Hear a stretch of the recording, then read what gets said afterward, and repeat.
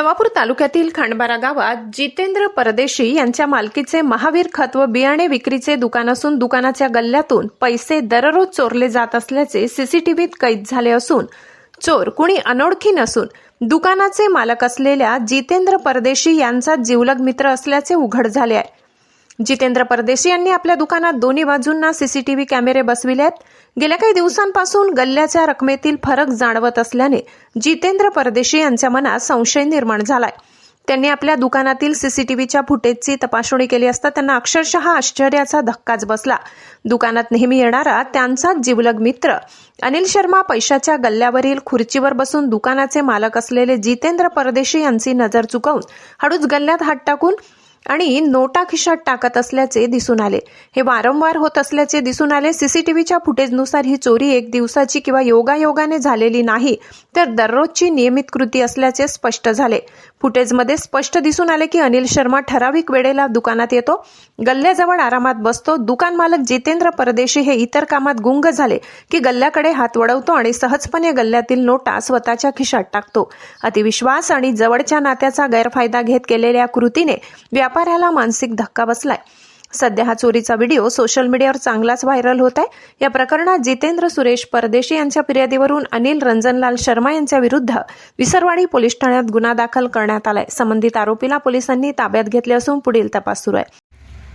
मी महावीर कृषी सेवा केंद्र खांडबारा तालुका नवापूर जिल्हा नंदुरबार येथे माझे कृषी निविष्ठेचे दुकान आहे सरकारमान्य। माझ्या दुकानाचा व्यवहार चालतो। माझे मित्र अनिल रंजनलाल शर्मा हे माझे जिवलग मित्र पण माझे मोठे बंधू यांच्यासोबत शिकलेले होते। आमच्या अडीअडचणी राहिल्या किंवा काही गावात भानगड राहिलं तसे सामाजिक नेते आहेत व गट नेते पण होते ते आणि इलेक्शनमध्ये उभे पण राहिले होते 2 नंबरमध्ये पण इलेक्शनमध्ये पडून गेलेले आहे। तर त्या नात्याने एक सामाजिक कार्यकर्ते नात्याने आम्ही त्यांना इज्जत द्यायचो आणि ते पण आम्हाला एकदम जिवलग सारखं ते वागवत होते। मग असं करता करता ते आता 3-3.5 वर्षापासून गल्ल्यावर बसायचे पण 1.5 वर्षापासून इथं कंटिन्यू गल्ला सांभाळत होते। मग आता 1.5 वर्षापूर्वी आम्ही सीसीटीव्ही कॅमेरे लावले पण कधी आम्ही चेक वगैरे केले नाही। पण 1.5 वर्षापासून भरमसाठ पैसे कमी पडायचे। मग माझा संसार तुटू नये म्हणून माझे मोठे भाऊ वेळोवेळी लाखोंची मदत केली। माझे मिसेसचे दागिने विकले, बजाज फायनान्सचं गोल्ड लोन काढलं माझ्या वहिनीच्या नावावर। असे पैसे करून पण पैशांची बर्बादी झाली 1.5-2 वर्षामध्ये। मग शेवटी आम्ही कॅमेरे चेक केले, आम्हाला शक आलं। एका जणाने आम्हाला म्हणजे बाहेरून सांगितलं माझ्या व्यवसायवाल्याने। मग मी पाळत ठेवली, मग काय माझ्या लक्षात येत नव्हतं। मग आम्ही कॅमेरे चेक केले सीसीटीव्ही। त्या फुटेजमध्ये सदर व्यक्ती अनिल रंजनलाल शर्मा माझ्या गल्ल्यातून पैसे काढताना दिसलं। मग मी 1 दिवस 2 दिवस 4 दिवस असं नजर टाळून आम्ही तिकडं प्रयत्न केला। तर माजी सरपंच शैलास गावित हे बसलेले असताना सुद्धा त्यांनी त्यांची नजर चुकून पैसे चोरी केली।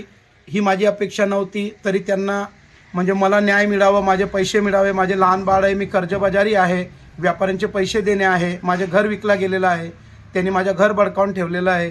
तरी त्या व्यक्तीला सजा व्हावी आणि माझे पैसे मिळावे आणि मला पोलीस संरक्षण मिळावे, कारण की तो व्यक्ती गुंड प्रवृत्तीचा आहे। तो माझा मर्डरसुद्धा करू शकतो, एवढी मला पोलीस प्रशासनाकडून अपेक्षा आहे।